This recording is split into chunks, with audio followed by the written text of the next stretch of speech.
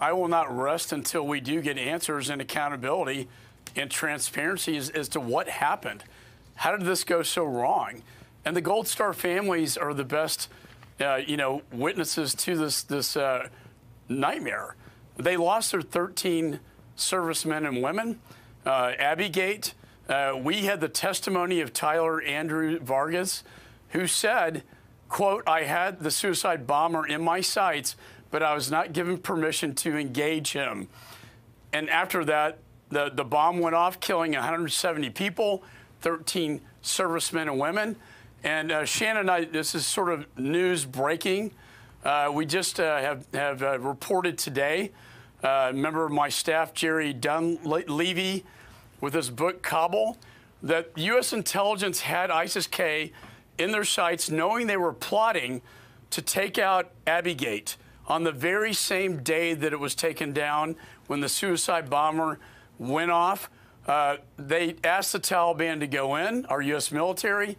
The Taliban denied. U.S. intelligence requested an airstrike. Guess what? That airstrike was denied. Was denied to go in and take out the very forces that then killed our 13 servicemen and women. This story gets worse by the day, and I will not rest till we get to the bottom of it. Well, Chairman, who would have known about what you're telling us? First time that I'm hearing it this morning, that level of detail about the intel that we had and the order that was denied. Who would have had that information? Who would have made that call? Well, it was the general on the ground, Mr. Donahue. It would be General McKenzie, who's in charge of SITCOM in the operation. It goes all the way up, Shannon, to General Milley and his decision-making, and the Secretary of Defense.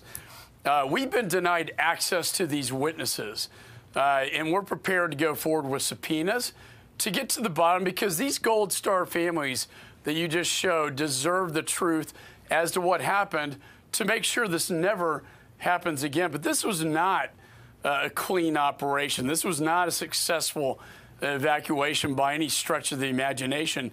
And the Taliban was put in charge, and in my judgment, that was the worst mistake of all, was to put them in charge and not our U.S. military to evacuate U.S. citizens and our partners that fought so bravely with us. Yeah, and many were left behind and still are 2 years later. So I want to ask you about this. There's a new report out from the Special Inspector General overseeing Afghanistan reconstruction.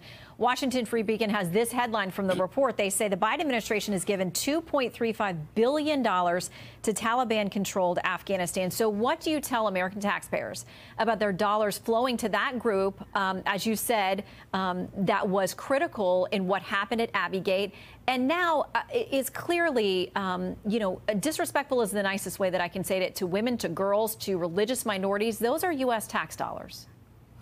I'm prepared in my position to put a hold on this funding until we get assurances it's not going right into the hands of the Taliban that, by the way, Shannon, are oppressing women. They can't go out of their homes. They can't get educated. Women can't even be hired by these NGO, these charitable organizations in Afghanistan, and we're paying the money. The U.S. taxpayer is funding this. We need some assurance that this is going to go to the right hands, and it's going to help the women in Afghanistan. And if the Taliban cannot assure us that, I think we need to be prepared to cut that funding off as a stick rather than giving them just a carrot. Well, it brings up another item I want to ask you about, which is this deal that's apparently coming together to free Americans from being held wrongfully in Iran.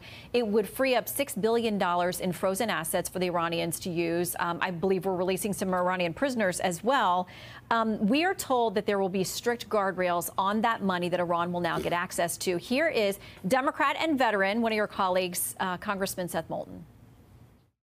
This money is going to still sit in a Qatari bank account.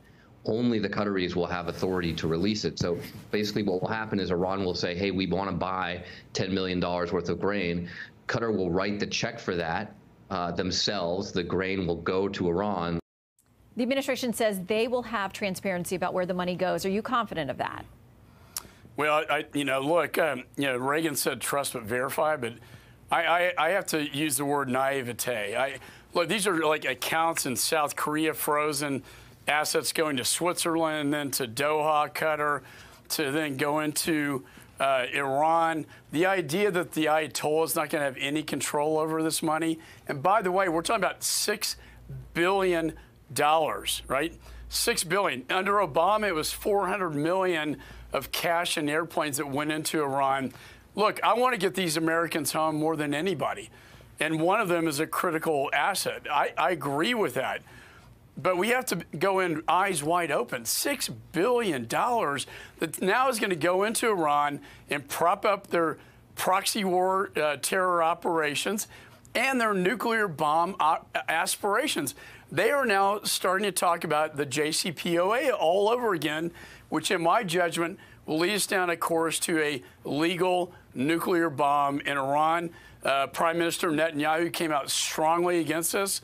I think we're going back to the mistakes of the past. And finally, Shannon, get this.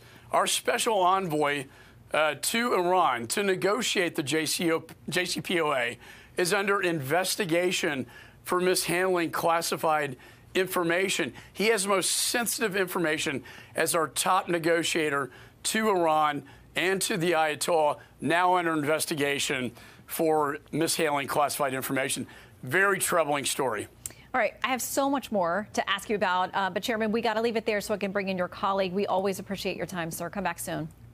Thanks, Shannon. Thanks for having me.